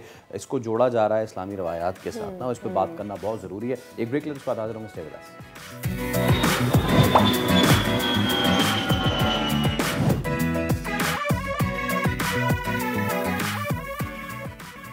एक बार फिर आपको खुशामदीद कहेंगे। हम बलूचिस्तान वाक़े पे अब मज़ीद बात कर लेते हैं। मुफ्ती मोहम्मद ज़ुबैर, इस्लामिक स्कॉलर, हमारे साथ मौजूद है। मुफ्ती साहब, अस्सलाम वालेकुम और बहुत शुक्रिया आपके वक्त का। ये जो तमाम तर वाक़या हुआ है उसमें बहुत सारे लोग, मैं चाहूँगा इस पर ज़रूर मैं बात करूँ आगे चल के, लेकिन पहले तो ये बताइए कि बतौर एक पाकिस्तानी आप क्या राय रखते हैं इस पर, कितना ये अफसोसनाक वाक़या है? रहमानिर्रहीम, नहमदुहु व नुसल्ली अला रसूलिहिल करीम, अम्मा बाद। ये बहुत ही भयानक, सफाकियत से भरपूर, दिल दहला देने वाला, दिल दोज और बहीमाना वाक़या है, और इसकी मजम्मत के लिए सच्ची बात यह है कि अल्फाज भी मौजूद नहीं है। और मैं इस सिलसिले में 2-3 बातें अर्ज करना चाहता हूँ। सबसे पहली बात तो ये है कि जो मुबैना तौर पर बात पेश की जा रही है कि पसंद की शादी की वजह से ये काम किया गया, तो इस सिलसिले में मसले की शरई पोजीशन समझनी चाहिए कि खुदा की शरीयत इस्लामिया ने, रसूलुल्लाह सल्लल्लाहु अलैहि वसल्लम की शरीयत इस्लामिया ने, जिस इस्लाम और दीन को हम दस्तूर हयात मानते, कुरान और सुन्नत को मानते हैं, उसमें वाज़े तौर पर यह मसला मौजूद है कि एक बालिग लड़के को और एक बालिग लड़की को अपने निकाह के सिलसिले में पसंद और मर्जी और इजाजत का मुकम्मल इख्तियार हासिल है। अगर वो ये कहती है कि मैं फलां से निकाह नहीं करना चाहती, तो उसका सगा बाप भी जबर करके वो निकाह नहीं करवा सकता। ये शरई मसला है, वाज़ेह तौर पर समझना चाहिए। हाँ, ये जरूर है कि शरीयत इस्लामिया ने एक बालिग लड़की को, इवन के बालिग लड़के को भी ये तरगीब दे रखी है कि तुम अगर कोई शादी का इक़दाम उठाती हो तो तुम अपने सरपरस्तों और वालिदैन को एतमाद में जरूर ले लो और उनकी इजाजत तुम्हें ले लेनी चाहिए। बगैर इजाजत के ये काम नहीं करना चाहिए। लेकिन ये याद रखें, ये तरगीब है, ये एक अच्छी आदत, ये एक अच्छी हसीन कदर है। अगर कोई लड़की इसके ऊपर अमल नहीं करती और वो आकिला बालिगा है और अपनी मुनासिब मौजू हमपल्ला रिश्ते के अंदर जाकर के निकाह करती है, वो ज़िना नहीं है, वो शरअन निकाह है और उस पर निकाह के अहकाम लागू होंगे। अब कोई शख्स कबाइल की अपनी फरसूदा भयानक दरिंदगी पर मुश्तमिल रिवायत को सामने रखते हुए इसको काबिल सजा या काबिल गर्दन जदनी करार देता है, तो याद रखिए कि ऐसी सूरत में जो ये कत्ल करने वाला है वो खुद सबसे बड़ा गैरत से आरी है, वो खुद मुझे संगीन तरीन जुर्म का इर्तिकाब करने वाला है। लिहाजा अगर मुबैना तौर पर यह पसंद की शादी का मामला है तो मैंने आपको वाज़ेह तौर पर शरई मसला बता दिया। और अगर इसके अलावा कोई मामला है, फर्ज करो 2 मिनट के लिए हम फर्ज भी कर लेते हैं कि उस खातून का किसी किस्म का जुर्म भी था, तो फिर याद रखें इस्तिगासा कहाँ है, गवाह कहाँ है, बज्जिना कहाँ है, अदालत कहाँ है, मुराफा कहाँ है, जज कहाँ है, गवाहों की शहादत कहाँ है। ये पूरे का पूरा जो शरीयत ने प्रोसेस बताया, उस प्रोसेस को बालाए ताक रखकर एक जत्था अपने गुमान के मुताबिक गैरत का फैसला करने के लिए एक निहत्ती लड़की को इस तरीके से मार दे, इसकी शरीयत इस्लामिया कोई इजाजत और कोई गुंजाइश नहीं है। लिहाजा बहुत मुख्तसर और सादा वाज़ेह पोजीशन ये है, इस आदमी ने ये गोली चलाई है, जिस मर्द ने इस खातून को मारा है, इसी मकाम पर इस मर्द को ले जाया जाए, इसी मकाम पर जाकर इसको भी रियासत इसी तरीके से कत्ल करे। और जो तमाशबीन वहां पर मर्द खड़े, उन सारे किरदारों को इबरत का निशान बनाना जरूरी है। रियासत अपनी रिट कायम करे और इसी तरीके से इस्टेब्लिश होगी कि इन मुजरिमों को फौरी तौर पर कैफरे किरदार तक पहुंचाया जाए। और आपकी इजाजत से मैं 1-2 बात और भी करना चाहता हूँ। वो ये है कि अब सुनने में ये आ रहा है कि जनाब कोई सोशल मीडिया पर कोई और रंग देने की कोशिश की जा रही है कि इस खातून ने कोई निकाह पर निकाह किया था। तो मैं वाज़ेह तौर पर बता चुका हूं, किसी भी किस्म के जुर्म का इर्तिकाब किया हो, किसी बंदे को सजा जारी करने का कोई इख्तियार नहीं है, अदालत का काम है। फिर तो पूरे का पूरा एक तो प्रोसेस चलेगा जो मैंने आपको बताया, जिसका यहाँ कोई दूर दूर तक तस्वुर नहीं। दूसरे नंबर पर अब ये भी सोशल मीडिया पर आ रहा है कि जिस मकामी सरदार को या जिन्होंने ये जरगे में फैसले किए, जब उनको गिरफ्तारी करने के लिए छापे मारे जा रहे हैं, तो अब दूसरे सरदार या वो सरदार या उसका प्रेशर डालने की कोशिश कर रहे हैं। मैं वाज़ेह तौर पर आज आपके प्रोग्राम के तवज्जुह से कहना चाहता हूं कि अफवाजे पाकिस्तान को भी अगर इसमें मुदाखलत करनी पड़े, हम डिमांड करते हैं, मैं एक बिन पाकिस्तानी होने के हैसियत से और पूरे अहालियान पाकिस्तान, इस्लामियान पाकिस्तान के दिल छलनी है और इस माशरे को इस वाक़े ने हिला करके रख दिया है। लर्जा खेज कत्ल है, बहीमियत और दरिंदगी से भरपूर कत्ल है, कत्ल है, मंसूबा बंद कत्ल है, जंगली वहशियाना वारदात है। लिहाजा अफवाजे पाकिस्तान को भी किरदार अदा करना चाहिए, अदलिया को सोमोटो एक्शन लेना चाहिए। अगर ये कातिल तो याद रखें, बलूचिस्तान की सियासी हुकूमत के बरकरार रहने का कोई जवाब नहीं होगा। लिहाजा किसी प्रेशर मद्देनजर नहीं रखना चाहिए, कोई समझौता नहीं होना चाहिए। ये दर्द के साथ अपील इसलिए कर रहा हूँ, आपके तवज्जुह दर्द दिल के साथ ये डिमांड इसलिए कर रहा हूँ कि हमारी एक रीत बन चुकी है सोशल मीडिया का प्रेशर किसी भी वाक़े पर, और उस पर सारे के सारे लोग शोर करना शुरू कर देते हैं। हुकूमत फौरी तौर पर इलेक्शन हो जाती है, चंद दिनों तक वो नजर आता है, उसके बाद जब ये फाइल सर्द खानों की नजर हो जाती है तो आहिस्ता आहिस्ता वो मुजरिम छूटना शुरू हो जाते हैं, सियासी मसलहतें आड़े आना शुरू हो जाती हैं, या फिर माफीनामे आ जाते हैं मुफ्ती साहब। कभी तो माफीनामे भी सामने आ जाते हैं। मेरे जहन में ये बात आ रही थी कि वो बच्चे या वो बच्चियां जो पसंद की शादी करना चाहते भी हैं और कर भी लेते हैं, जाहिर है उनके घर से मनाही हो रही होती है या उनकी बात सुनी नहीं जा रही होती, उनको इतना हक ही नहीं दिया जा रहा होता कि वो अपने माँ बाप के आगे अपनी मर्जी रख सकें, शायद तभी वो पसंद की शादी की तरफ जाते हैं। वो क्या करें फिर अगर इस तरह का माहौल होगा कि जहाँ पर आप पसंद की शादी करें तो आपको गैरत के नाम पर मार दिया जाए, वो कहाँ जाए छुप कर? क्योंकि ये शादी कोई उन्होंने एक दिन पहले 2 दिन पहले तो नहीं की थी, उन्होंने शादी की और जब खानदान को पता चला तो उन्होंने उनको मार दिया। और इसमें ना मैं अपनी को एंकर में एक और इसमें एक और चीज भी ऐड कर लें मुफ्ती साहब कि इनको धोखा दे के बुलाया गया है जी।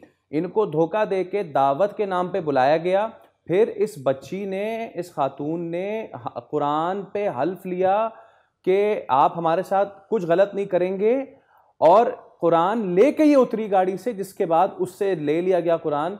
वादा खिलाफी और कुरान पे हल्फ खिलाफी, इससे बड़ी सजा, इससे बड़ी खता कोई और नहीं हो सकती।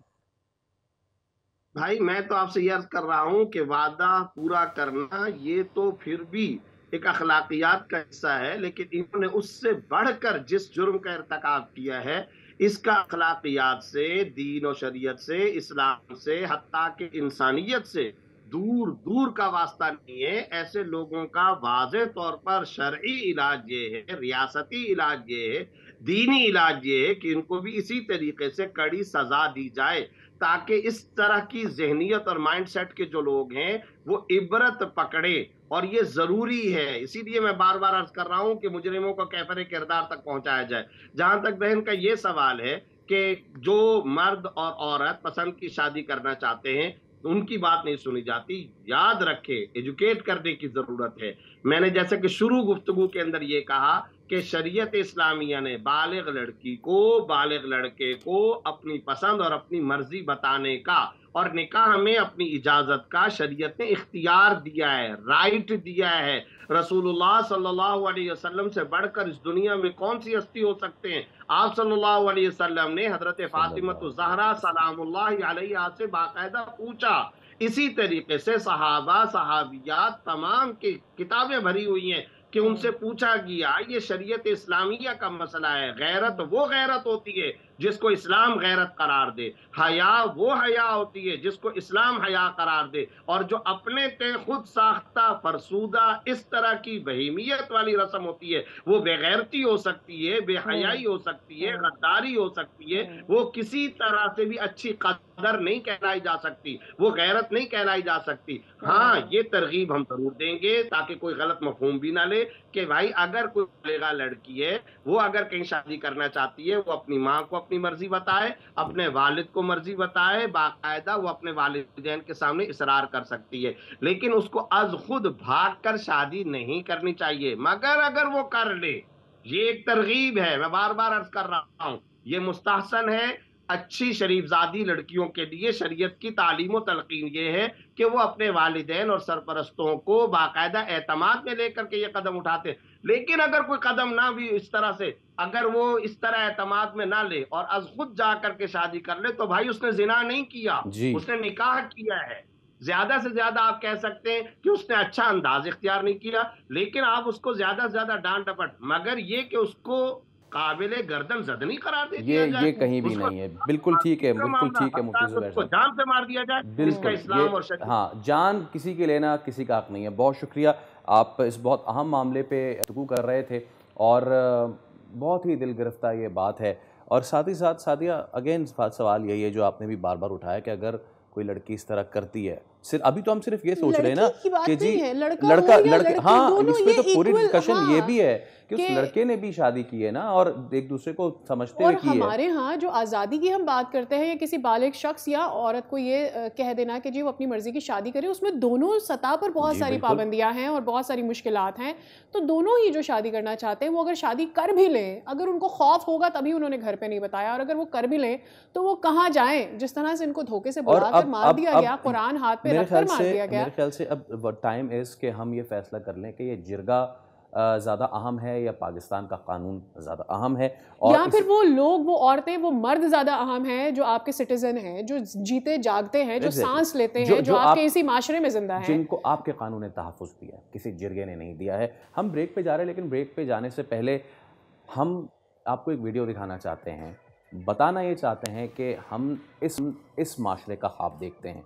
सादिया, ये मिस्र का वाक़या है। एक तालिब इल्म है हुसैन हरीरी, और ये जब अपनी डिग्री लेने पहुँचे हैं, इन्होंने जिन खातून का माथा चूमा इनकी बहन है जी, और ये उनकी उस्ताद भी थी इस यूनिवर्सिटी में।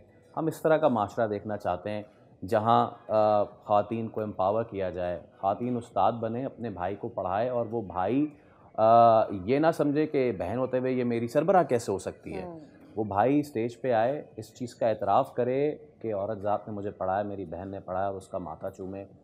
हम इस तरह का माशरा देखना चाहते हैं। हम इस तरह का माशरा नहीं देखना चाहते जिसमें बहन को विरासत ना मिले, जिसमें बीवी को सिर्फ इसलिए मार दिया जाए कि उसने पसंद की शादी की या फिर जहेज़ नहीं ला सकी। ये माशरा हम देखना चाहते हैं, और मेरे ख़्याल से हम बहुत दूर हैं, बहुत दूर हैं। हम वाकई बहुत दूर हैं, और यहाँ तक पहुँचने के लिए हम तब तक दूर रहेंगे जब तक हम कोई इकदाम नहीं करेंगे। और हम यकीनन नहीं चाहते, हमारा माशरा, हमारे यहाँ रहने वाले बासी शहरी नहीं चाहते कि हम इस माशरे को आगे ऐसे ही देखें। हम चाहते हैं कि इसमें बेहतरी आए। Yes, we are taking a break. We are taking a break. Stay with us. See you after this.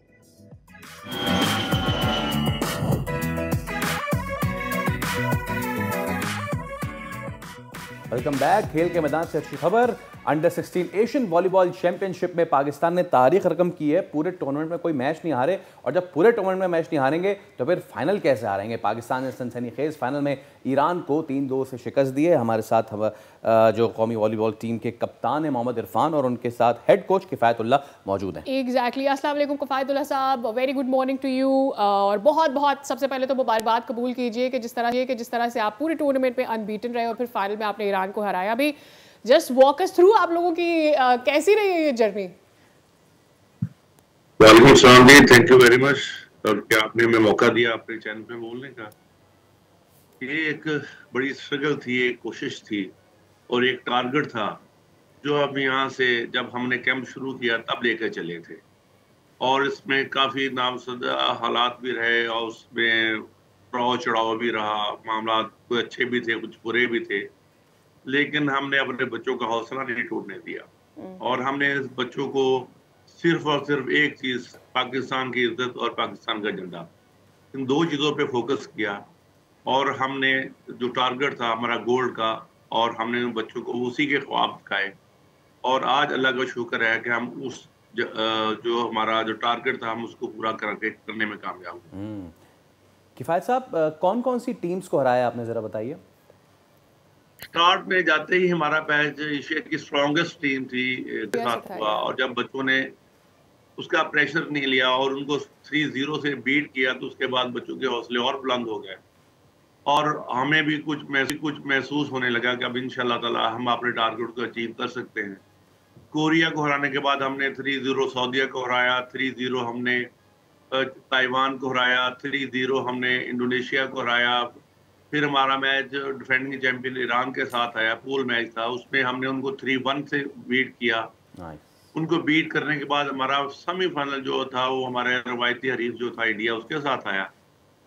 ये एक ऐसा असाब शिकन कंपटीशन होता है जिसमें पूरी कौम की निगाहें पाकिस्तान के प्लेयर्स पे लगी होती है कि वो सारी दुनिया से हार जाएं, लेकिन इंडिया से नहीं हारना। और अल्लाह का शुक्र है, इन बच्चों ने, इन शेरों ने उनका डटकर मुकाबला किया, और उनको भी 3-0 से हमने मात दी। और फाइनल में हमने दोबारा डिफेंडिंग चैंपियन ईरान से ही हमें मुकाबला करना पड़ा, जो तकरीबन 2.5 से 3 घंटे का असाब शिकन मुकाबला था, जिसमें हम 2 सेट पहले लूज कर गए, उसके बाद हमने 3 सेट को जीता। ये हमारी बच्चों के सब्र की, अज़म की और हौसले की एक लंबी दास्तान है, रेजिलियंस भी बहुत, जो आप लोगों ने टीवी पर देखी। ये जो फाइनल था, ये इसमें रेजिलियंस भी नजर आई। सेमीफाइनल की बात करें यार, show why not about India match. Exactly, Pakistan India match मुझे लगता है सबसे ज्यादा डिफिकल्ट होता है फॉर द मैचेस, भले से वो पूल मैच हो या फाइनल्स का मैच हो। जरा स्टोरी हमें बताएं अपने इंडिया पाकिस्तान मैच की। इंडिया पाकिस्तान का मैच हम तो नहीं कर रहे थे कि इंडिया पाकिस्तान का मैच जो है वो होगा, क्योंकि इंडिया के जो पूल था उसमें जापान टीम थी, नॉर्मल कोई इतनी अच्छी नहीं थी, लेकिन सडनली इंडिया, हम ये तो कर रहे थे कि इंडिया जापान को जीतकर ईरान से खेलेगा, लेकिन उस दिन इंडिया का बैड डे था और वो जापान से 3-1 हार गया, और उनके हार की वजह से उनका मैच हमारे साथ पड़ा। शायद रब्बुल इज्जत ने पाकिस्तान की कौम को इज्जत देनी थी, उनका सर बुलंद करना था, उनका परचम बुलंद करना था।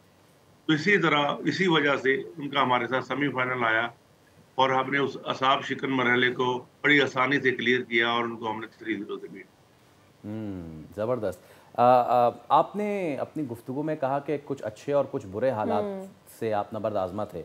बुरे हालात क्या रहे सर? असल में पाकिस्तान वॉलीबॉल फेडरेशन के जो चेयरमैन चौधरी खूब साहब हैं, ये पाकिस्तान वॉलीबॉल के लिए बहुत ज़्यादा शदीद स्ट्रगल करते हैं और प्यार करते हैं वॉलीबॉल से। उस टाइम इस्लामाबाद में हमारे सीनियर टीम का कैंप चल रहा था, अंडर 19 का कैंप चल रहा था और लड़कियों का कैंप भी चल रहा था। तो एक ही जगह पर चौथा कैंप जो हमारा था अंडर 16 का, वो पॉसिबल नहीं था। तो चौधरी साहब ने आर्मी बोर्ड डायरेक्टर से बात करके रिक्वेस्ट करके उनसे रिक्वेस्ट की कि हमें कुछ जगह प्रोवाइड की जाए कैंप लगाने के लिए। तो उन्होंने जो फिर हमारा कैंप है वो अटक सेंटर में, वहाँ के जो कमांडर हैं उनकी परमिशन से ये हमारा जो कैंप है आर्मी के ज़रिए निगरानी अटक सेंटर, आर्मी सेंटर, अटल्डी सेंटर में शुरू किया गया। वहाँ पर जिम्नेजियम उनका बहुत अच्छा है, लेकिन वहाँ पर जो मामला हैं वो जो फूड का जो सिलसिला है, वो जो खाने का सिलसिला है, वो खिलाड़ियों की ट्रेनिंग के साथ मैच नहीं करता। हमें बच्चों को बहुत ज़्यादा मोटिवेट करके, हौसला देके, सब्र देके, अपने उनकी फूड के हिसाब से उनको ट्रेनिंग करवानी पड़ी। कि ज़ाहिर बात है उनकी फूड अगर इतनी अच्छी नहीं है तो हम उनको ट्रेनिंग का बहुत ज़्यादा लोड उन पर नहीं डाल सकते थे। हम टू द पॉइंट लेके उनको चले, हौसला देते रहे। हमने मतलब जो हो सकता था हमने किटें स्पॉन्सर करवा के दी, सॉक्स स्पॉन्सर करवा के दी। जाने से पहले मैंने उनको बैग भी लेके दिया अपने पास से, ताकि बच्चे किसी भी तरह डीमोटिवेट ना हो। ये आपकी मैं कहती हूँ आपकी बहुत मेहनत और आपका एफर्ट नज़र भी आ रहा है, और जीता है जिस तरह से आपने टूर्नामेंट। कुछ इनामात के वादे किए गए हैं, ज़रा बताइएगा हमें कि क्या कहा जा रहा है। अभी एक रकम तो आ रही है कि इतनी रकम नक़द दे दी जाएगी आपको। असल मज़े की बात यह है कि वो ये रहा कि वादे तो अर्शन कदीम से भी किए गए, प्लॉटों के और किसी चीज़ के। जब तक कोई चीज़ हाथ में नहीं आ जाती, ये वादे वफा होंगे तो फिर देखा जाएगा। अभी तो हम सब हवा में हैं। और सबसे बड़ा जो प्रॉब्लम होता है कि 6 लाख की अमाउंट बहुत बड़ी लगती है बच्चों के लिए, लेकिन इसमें से जब टैक्स कट कर आता है तो तकरीबन 4-4.5 लाख रुपए बच्चों को मिलता है, अगर मिलेगा तो। अभी तक तो यही बात हो रही है। गवर्नमेंट से मेरी ये रिक्वेस्ट है आपके थ्रू कि जो बच्चों को कैश अवार्ड दिया जाता है, जो उनको स्कॉलरशिप दिया जाता है, जो उनको स्टाइपेंड दिया जाता है, इनको टैक्स फ्री किया जाए, ताकि बच्चों का जो इतनी मेहनत करके जो चीज़ हासिल करते हैं उसमें से गवर्नमेंट का टैक्स कटना उनकी अच्छी बात नहीं। हाँ, बिल्कुल ठीक कह रहे हैं आप। इस पर भी एक नज़र ज़रूर डाल लेनी चाहिए कि पहले तो फैसिलिटीज़ कम है, फिर उस पर जो इनामात है उसमें भी टैक्सेशन आ जाती है। किफ़ायतुल्लाह साहब बहुत शुक्रिया, उम्मीद करते हैं कि हुकूमत इसके लिए कोई इक़दाम उठाए आप लोगों के लिए। ऑल राइट, एक हीरो से, हाँ बिल्कुल sir, thank you so much. तो एक हीरो से निकल के अपनी तरफ हम रुख कर लेते हैं, और पाकिस्तान ने इंडिया को हराया सेमीफाइनल में वॉलीबॉल में, पाकिस्तान ने इंडिया को हराया किकबॉक्सिंग के मैदान में। क्या बात है सर, क्या बात है, ये बात है। आज़रबाईजान में जो इवेंट हुआ है, please take me through. Yes, वो चैंपियनशिप में पाकिस्तान के मशहूर किक बॉक्सिंग आगा कलीम और राबिया नूर ने भारतीय हरीफ को शिकस्त देकर गोल्ड मेडल जीता। और बाकू में होने वाले इस इवेंट में जो इंटरनेशनल चैलेंज था उसकी फ़ाइट थी, ना सिर्फ वो अपने नाम की, और हमारे साथ इस वक्त मौजूद हैं। जब हमारी बात हुई थी इनसे और इनके पूरी इस जर्नी को भी हमने देखा तो हमने ये रियलाइज़ किया कि यार ये इतनी पावरफुल जर्नी है। और वही वाली बात आ जाती है अगैन फैसल, लिमिटेड रिसोर्सेज में जाकर वहाँ पर जीतना, इनका जीरो रिसोर्सेज करते हैं इसको, एक्चुअली जीरो रिसोर्सेज। तो आगा कलीम हमारे साथ मौजूद है। आगा, एक बार फिर अस्सलाम वालेकुम, खुशामदीद और बहुत बहुत बहुत मुबारक यार। आपसे जब बात होती है आप सर फखर हमारा बुलंद करके आते हैं फखर से, बहुत बहुत मुबारक हो यार, सीना चौड़ा कर दिया फिर से, आपने बड़ी इज्जत दी। जिस तरह तैयारी की हुई थी अपने क्लब में कराची में, भरपूर कैंप लगाया हुआ था इस फाइट के लिए, और अल्हम्दुलिल्लाह मैं बड़ा एक्टिव था इस फाइट, क्योंकि मुझे पहली बार ऐसी फाइट मिली कि जो हमारे रिवायती हरीफ है, तो मैं अल्हम्दुलिल्लाह उनके साथ फाइट करने को बेहद तैयार था। हमें पता है कि जब हम आप उनके सामने कभी हमेशा उतरते हैं तो उनमें वो जज्बा, वो ईमानी कुछ नहीं होता है जो हम पाकिस्तानी में जो जज्बा, जो जुनून होता है। तो जिससे वो फाइट में उतरा, अल्हम्दुलिल्लाह मैंने उसको पहले ही राउंड में अल्हम्दुलिल्लाह ट्रायंगल लगा के उसको नॉकआउट कर दिया और अपने पहले राउंड में अल्हम्दुलिल्लाह मैंने फाइट विन की। गलीम, जिस तरह से फैसल भी ये बात कर रहे थे कि आप जब जाते हैं हमारा सीना फ़ख्र से चौड़ा कर देते हैं, एक दफ़ा फिर से यही होने जा रहा है। ज़रा इस फाइट के बारे में हमें बताइएगा, क्योंकि हम ये तो जानते ही हैं कि वहाँ जाकर जीत जाना अब तो ये आपकी आदत सी हो गई है, लेकिन हमें वो स्टोरी सुनने में ज़्यादा मज़ा आता है जिस तरह से आप विन करते हैं और वो सारे प्रेशर के बीच में आप अपनी धाक बिठाते। अच्छा, ये जो फाइट थी ये अजरबैजान के शहर कज़ाक में थी, जो कि आर्मेनिया बॉर्डर के करीब पड़ती है फाइट से। तो यहाँ से जब हम लोग बाकू आए, बाकू से हमने तकरीबन 8 से 9 घंटे का सफ़र किया, कज़ा तक आए, फिर यहाँ पर एक होटल में स्टे किया। उसके बाद हमारी 18 तारीख को फेस ऑफ वेट था, 19 को फेस ऑफ था और 20 को हमारी फाइटें थी। जो मेरी फाइट थी अगेंस्ट इंडिया थी, अल्हम्दुलिल्लाह उसको मैंने जो है ना सिर्फ पहले राउंड में बीट किया। सर देखे, ये बोलना बड़ा आसान है कि बीट किया, यहाँ तक गया। सर असल सफ़र यहाँ तक आने में होता है कि हमने कितनी मेहनत काटी है, कितने फारियाँ काटी है। हर बंदे से हमने रिक्वेस्ट की सर सपोर्ट करें, प्रमोट करें। बहुत से लोग पीछे हुए, मगर मैं कुछ लोग यहाँ पर शुक्रिया अदा करूँगा जिन्होंने जो पीछे कभी नहीं हुए। अली परवेज़ भाई का, जिन्होंने मुझे एक कॉल पर हमेशा सपोर्ट किया, मुझे टीम टैपमेट का जिन्होंने हमेशा मुझे सपोर्ट किया, और एस अहमद भाई का कि जो दिन पहले दिन से लेकर आखिर तक अल्हम्दुलिल्लाह सपोर्ट करते रहे, प्रमोट करते रहे। और जो मैंने आप मेरे प्रमोटर है सर आसिम गजम्फर साहब, ये वलीद भाई, ये वो लोग हैं कि जिन्होंने मुझे हमेशा उठाया है। अगर ये लोग मेरे पास नहीं होते हैं तो आप यकीन करें मैं यहाँ पर मौजूद नहीं होता। मेरे अंदर जो स्किल्स है वो मैं आपको नहीं दिखा पाता। आप कहते हैं कि आप जहाँ भी जाते हैं परफॉर्म करते हैं और विन करते हैं। अल्हम्दुलिल्लाह जो मेरा वेट है वो 55 किलो वेट है। मैं 5 किलो वेट कम करता हूँ, वेट कट करता हूँ, 50 किलो में फाइट खेलता हूँ। फिर उसके बाद अल्हम्दुलिल्लाह मुझे भरोसा होता है क्योंकि मैं फाइट विन कर सकता हूँ। तो ये असल चीज़ ये होती है कि फाइट को विन करना। अच्छा कलीम, मुझे ज़रा बताएं, जो आपकी इंडिया से फाइट हुई कलीम, कैसी रही? क्योंकि आपको पता है माहौल तो पिछले कुछ महीने से टेंस है ही, तो वो माहौल कैसा था? और जब आपने शुरू किया उसके साथ जो कुछ भी आपने किया, वो क्या कुछ किया, जरा ये बताइए। फैसल भाई, आप यकीन करें, जब मैंने कल वेट ऑफ फैसो के लिए मैं गया खड़ा हुआ तो उन्होंने मुझे एक धक्का मारा, चमाट टाइप के पीछे हो जाना। तो आप सीखेंगे, रिंग में बात करेंगे। मैंने कहा नो प्रॉब्लम, कोई मसला नहीं है। जब मैं रिंग में उतरा तो मैंने कहा मैं जवाब वहाँ दूंगा। तो अल्हम्दुलिल्लाह जवाब मैंने उनको रिंग में दिया और भरपूर जवाब दिया। और जिस तरह का ये लोग मैदान छोड़कर भागे ना क्रिकेट का, तो वो गुस्सा भी मैंने रिंग में उतार दिया। मैंने कहा आप वो मैदान तो छोड़ सकते हो, मगर ये लाते मुक्के वाला मैदान आप नहीं छोड़ सकते हो, यहाँ आपको मुकाबला करना पड़ेगा। ठीक है, बहुत शुक्रिया आगा। एक तो यहाँ पर आपने जवाब, बात वही है कि रिंग में देना चाहिए ना जवाब, जिसके लिए यहाँ पर तो चलो भारतीय जो बॉक्सर था वो राजी हो गया, लेकिन क्रिकेट के मैच में राजी ना हुए वो प्लेयर्स और भाग गए। पता नहीं मैदान में आने से पहले ही भाग गए। भारतीय बॉक्सर अगली बार के लिए राजी होगा नहीं। Actually after this we have to see. We are taking a break. Break के बाद हाजिर होंगे। Stay with us.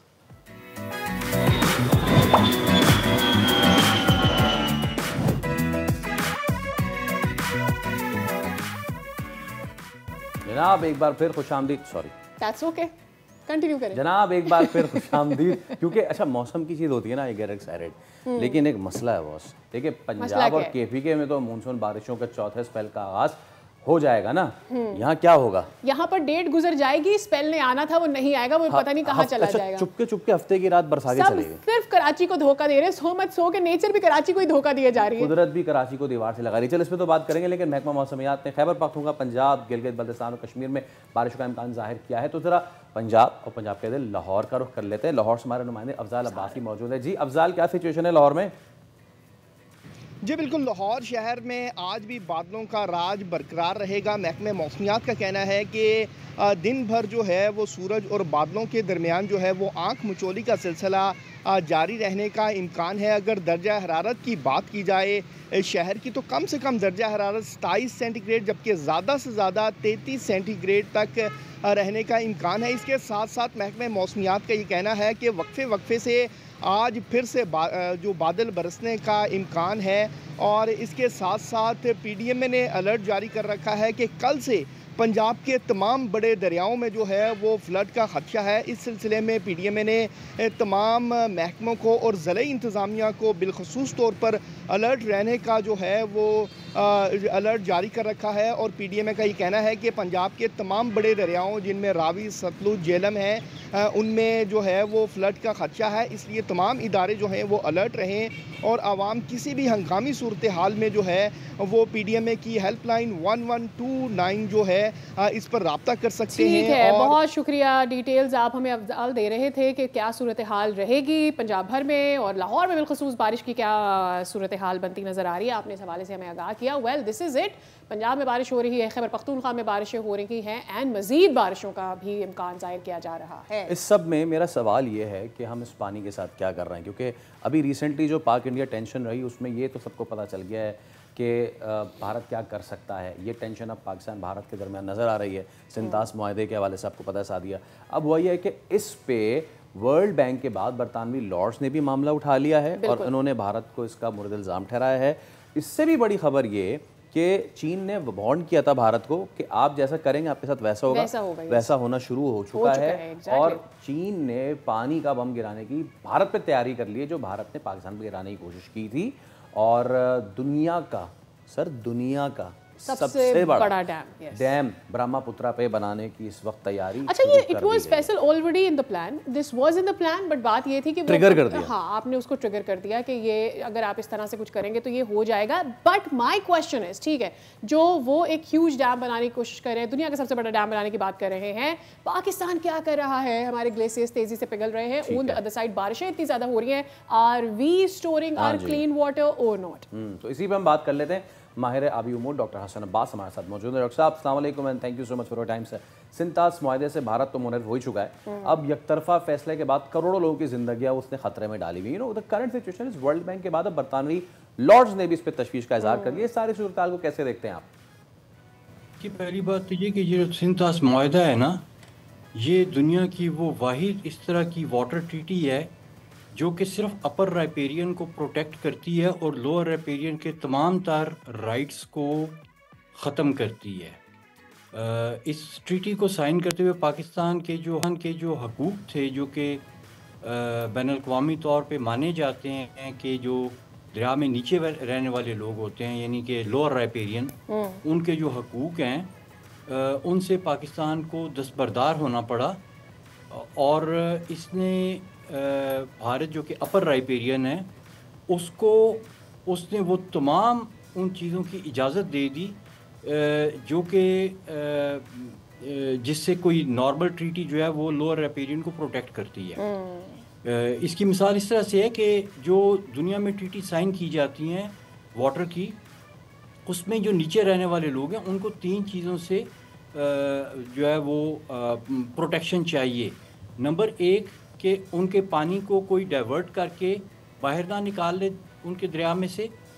Number 2, dam बना के रोक ना ले और उसका जो एक तरीका है पानी के फ़्लो करने का नेचुरल, उसमें खलल अंदाजी ना करे। और तीसरा ये कि उस पानी के बीच में वो आलूदगी ना डाले, पोल्यूशन ना करे।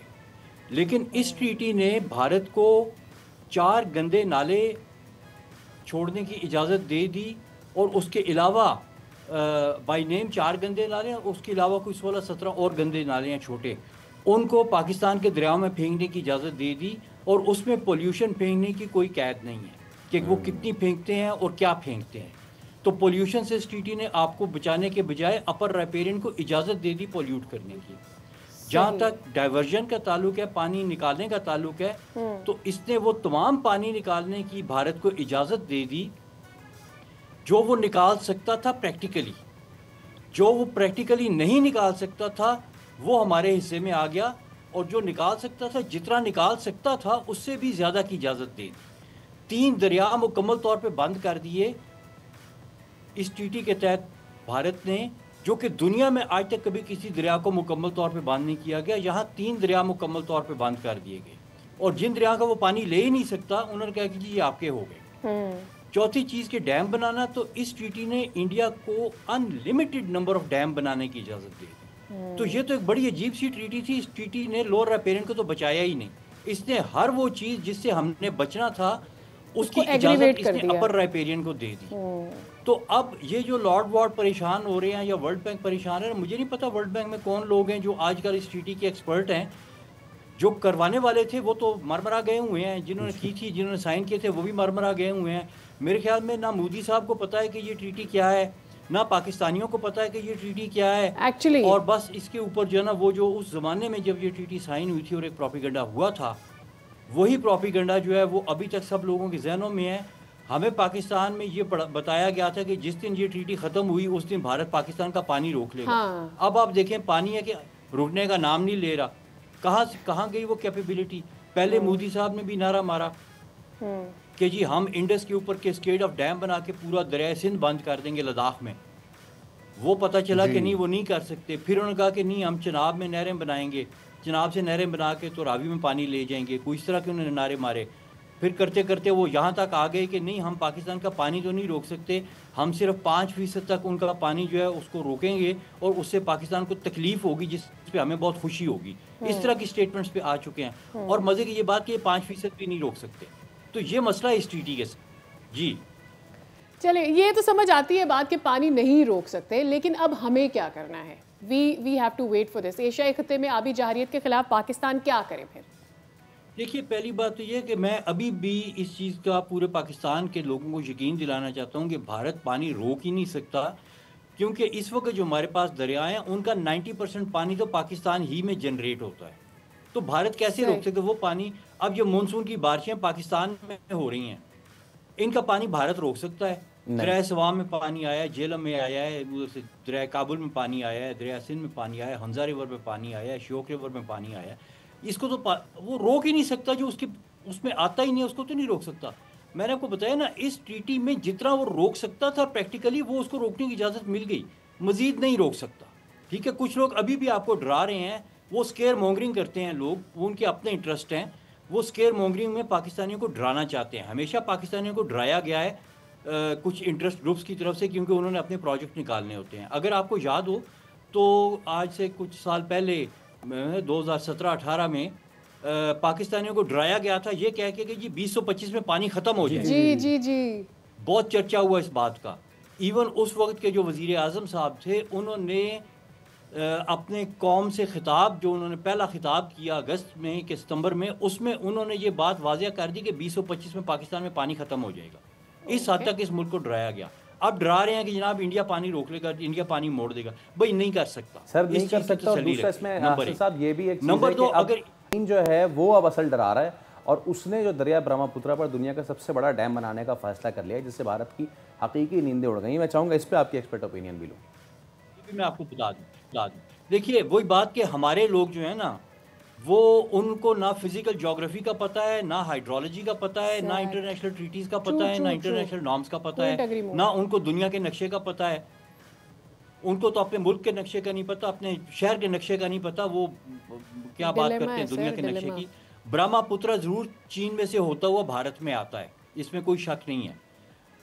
चीन उसके ऊपर अगर डैम बना भी लेगा तो डैम में से जब पानी निकलेगा तो वो भारत में ही आएगा।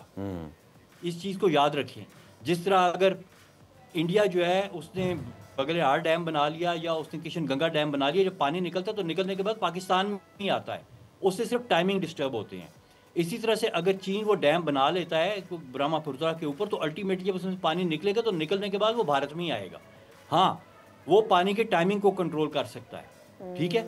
और दूसरे ये कि इंडिया के पास सिर्फ ब्रह्मपुत्र नहीं है, ब्रह्मपुत्र बहुत थोड़े से पार्ट के बीच में, इंडिया का बहुत बड़ा दरिया है लेकिन वो थोड़े से पार्ट में उधर से दाखिल होता है और साथ ही वो थोड़ा सा इंडिया में चलने के बाद फिर आगे से ईस्ट पाकिस्तान या बांग्लादेश में दाखिल हो जाता है। तो इंडिया का जो इन्हिसार है वो ब्रह्मपुत्र के ऊपर इस तरह से नहीं है जिस तरह से हमारे पास इंडस दरिया है, क्योंकि पाकिस्तान का एक ही बड़ा दरिया है, वो इंडस बेसन का है। वहाँ पे 8-9 मेजर बेसन हैं। उनका गंगा यमुना का बेसन है, कावी का बेसन है और बहुत से छोटे छोटे उनके बेसन हैं जिसके बीच उनके दरिया चल रहे हैं। तो ऐसा नहीं है कि वो उधर से पानी रोकेंगे तो चीन उधर से पानी रोकेगा, तो उनकी ऐसा हो नहीं सकता। जिस तरह वो हमारा पानी नहीं रोक सकते, इस तरह चीन भी उनका पानी नहीं रोक सकते। जिस तरह से वो हमें तंग कर सकते हैं थोड़ा बहुत और डरा धमका सकते हैं, इसी तरह से चीन का भी हाल है। तो ये इस चीज़ को फिजिकल ज्योग्राफी को समझने की ज़रूरत है। और ऐसा नहीं है कि वो मैदान में कूद पड़ेंगे तो कोई मतलब है कि इंडिया जो है वो प्यासा मर जाएगा। नहीं, ऐसा ये सिस्टम बड़े कॉम्प्लिकेटेड है। अच्छा सर, इस साल भी बारिशें हो रही हैं। अमेरिकी साइंसी जरीदे ने भी कहा है कि सैलाब पाकिस्तान के लिए न्यू नॉर्मल होगा। इस मामले से पाकिस्तान कैसे निपटना चाहिए पाकिस्तान को? देखिए, ये बड़ा आपने दिलचस्प सवाल किया है कि हमें फ्यूचर के लिए क्या करना होगा। जो जहाँ तक सैलाब का ताल्लुक है, तो मेरे ख्याल में हमारे पास बहुत बड़ी ये अपॉर्चुनिटी है कि सैलाब ज़्यादा हो जाएंगे, क्योंकि अगर आप अपने दरिया का रास्ता खोल देते हैं और दरिया को फैलने देते हैं, क्योंकि जब भी पानी आता है तो वो दरिया के रास्ते पे से ही आता है, और हमें उससे नुकसान सिर्फ उस वक्त होता है जब हम दरिया के रास्ते में दरिया के बहुत करीब बैठे होते हैं, और दरिया का पानी निकल के जब बाहर आता है, वो अपने किनारों से बाहर आता है, तो किनारों के ऊपर अगर आपने उस जगह को खाली किया हुआ है, उस जगह को आपने मैनेज किया हुआ है इस तरीके से कि उसके बीच में पानी फैल जाए, तो उससे दो फ़ायदे होंगे। पहली बात तो ये कि आपका ज़ेर ज़मीन पानी जो है वो रिचार्ज हो जाएगा। दूसरा ये कि जो आप जब उसका रास्ता खोलते हैं दरिया का, तो उसमें आप फॉरेस्ट लगाएं, उसमें आप वेटलैंड्स बनाएं और इस तरह की चीज़ें करें। बिल्कुल सर, तो ये बिल्कुल ये प्रैक्टिकल चीज़ें हैं जो कि हमें करनी चाहिए। बहुत शुक्रिया, प्रोफेसर हसन साथ मौजूद थे और बता रहे थे कि पाकिस्तान के लिए जो अगर फ्लड न्यू नॉर्मल है तो उसके लिए पाकिस्तान को क्या करना चाहिए। इसी के साथ हम शो के ख़त्म की जाने पड़ते हैं, बट उससे पहले सारी एंटरटेनमेंट की दुनिया में जो है ना वो बहुत कुछ हो रहा है, काफ़ी कुछ हो रहा है। कोई किसी को ट्रोल कर रहा है, कोई किसी को ट्रोल करने को गलत कह रहा है। एक्चुअली ये हुआ है, ये अच्छी बात है, ये अच्छी बात है कि जी। अच्छा, मुझे ऐसा मेरे ज़हन में ये आ रहा है कि भाई वाकया कुछ ऐसा अपने नाज़रीन को भी बता देते हैं कि ट्रोल किया गया है साहिर लोधी साहब को, और उनकी रील स्टाइल पर उनको ज़रा ट्रोल किया गया। अरे तुम फिर आ गई बहुत तंग करते हो तुम मुझे, बहुत तंग करते हो। तो साहिर भाई ने अपने नए तरीके से, वो उनका जो तरीका है which we all love him for, तो उन्होंने वो बनाया और फिर उस पर उनको किसने ट्रोल किया, जिस वीडियो चलाएं फिर आपको पता चलेगा कि उसमें यासिर नवाज़ हैं, फैसल कुरैशी हैं, वो आ रहे हैं और बता रहे हैं यार तुम फिर आ गए, मेरे पीछे पड़ गए यार। ये तो फैसल भाई की तो एक वीडियो ये है, लेकिन यासिर भाई ने यासिर नवाज़ वाली वीडियो भी अगर चलाएं तो उन्होंने जो ऐसा नाम किसमें किसी ने कोई किसी का नहीं लिया है ना, नाम कोई किसी का नहीं ले रहा है, लेकिन जो तरीका अपनाया है वो तरीका तो फिर आपको पता ही है कि वो किसका है। And you never know कि यासिर नवाज हो गए, फैसल हो गए, साहिर हो गए, खुद ये लोग दोस्त भी हैं, अक्सर इनको साथ इवेंट्स में देते हैं in a positive way, may be they are trolling, I don't know, because Mahvish has some other story to tell. हाँ, इस पे फिर महविश हयात साहबा ने ये एक ट्वीट किया है और इस ट्वीट में उनका कहना है कि ये बहुत गलत बात है और साहिर भाई अपनी मेहनत से यहाँ तक पहुँचे हैं और वो जो है उनका अंदाज है और उसमें आप उनको इस तरीके से मजाक नहीं उड़ा सकते, मजाक नहीं बनाना चाहिए। और मेरे ख्याल में किसी भी मजाक का मतलब किसी को इंसल्ट करना नहीं होना चाहिए, किसी को ह्यूमिलिएट करना नहीं होना चाहिए। शायद यही एक मैसेज जो है वो महविश डिलीवर करना चाहिए। चले, ये तो एक अच्छी चीज हो गई। एक और बड़ा मैसेज जबरदस्त डिलीवर हुआ है सादिया। कौन सा? मतलब मजा क्या आता है? मजा आता है कि जो आपसे सड़ रहा हो ना, आप उसके मुंह पे प्यार मोहब्बत से बात करें तो सबसे ज्यादा मजा आता है। ये क्या बात भाई? ये हुआ है कि हमारे अदाकार जो कभी इधर कभी उधर होते हैं, Ehsan Khan, we love you Ehsan भाई जो हैं वो पहुंचे यूके और उनके पीछे पीछे चला के ले जाया जा रहा था जावेद अख्तर साहब को और ये सारा सीन हुआ और एहसन खान ने फिर आखिर में इनके मुंह पे कहा कि नफरत से बाहर आ जाएं और अमन की बात करें, जिस पे जावेद साहब का जो है ना वो मुंह बिल्कुल सड़ गया। बिल्कुल, वो एक्चुअली कलर चेंज हो गया उनके चेहरे का। ये तो अच्छा हुआ कि उन्होंने ये कह दिल की बात कर दी। ओके, इसी के साथ हम लेंगे आपसे इजाजत। रखिए अपना ख्याल, अल्लाह हाफ़िज़।